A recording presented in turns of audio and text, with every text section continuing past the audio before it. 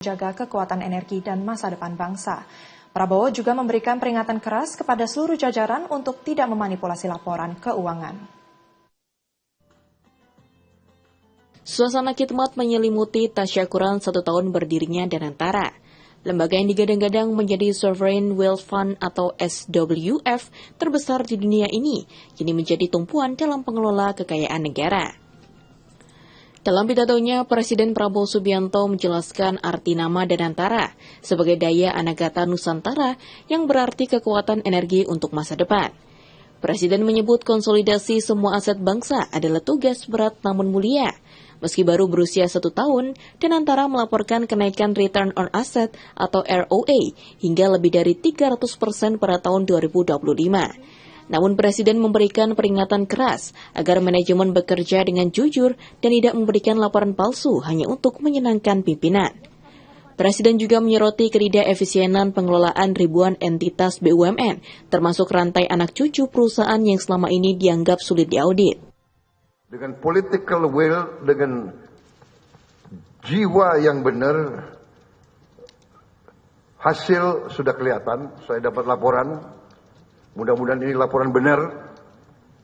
Jangan main-main lagi dengan saya, laporan palsu. Laporan menyenang-nyenangkan. Laporan supaya bisa akal-akalan. Saya kasih peringatan keras ini. Saya dapat laporan, saya cukup gembira.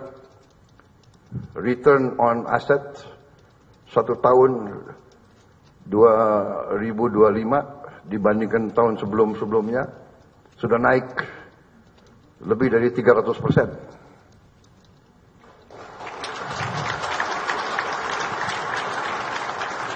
Ini cukup baik dan ini membuktikan premis kita mendirikan Danantara ini bahwa tidak mungkin suatu manajemen yang baik kalau tidak di satu kendali, di satu tangan, di satu manajemen. Tidak mungkin kita ngelola 250 perusahaan. Bahkan ternyata saya baru tahu, bukan 250, 1000 perusahaan lebih.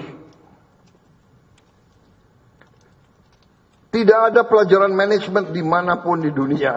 Satu manajemen bisa ngelola 1000 entitas.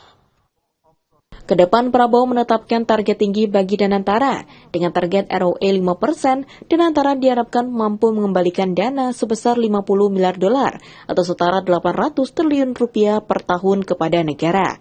Di tengah krisis global, Presiden menitipkan pesan agar Danantara menjadi benteng ekonomi, terutama dalam mendukung swasembada pangan dan energi terbarukan, seperti pembangunan 100 gigawatt tenaga surya. Presiden menegaskan Danantara akan menjadi lembaga yang paling diawasi secara ketat oleh Dewan Pengawas, BPK, Kejaksaan, hingga Kepolisian. Hal ini dilakukan untuk memastikan tidak ada kebocoran darah bangsa sehingga Indonesia mampu menghadapi krisis dengan gagah.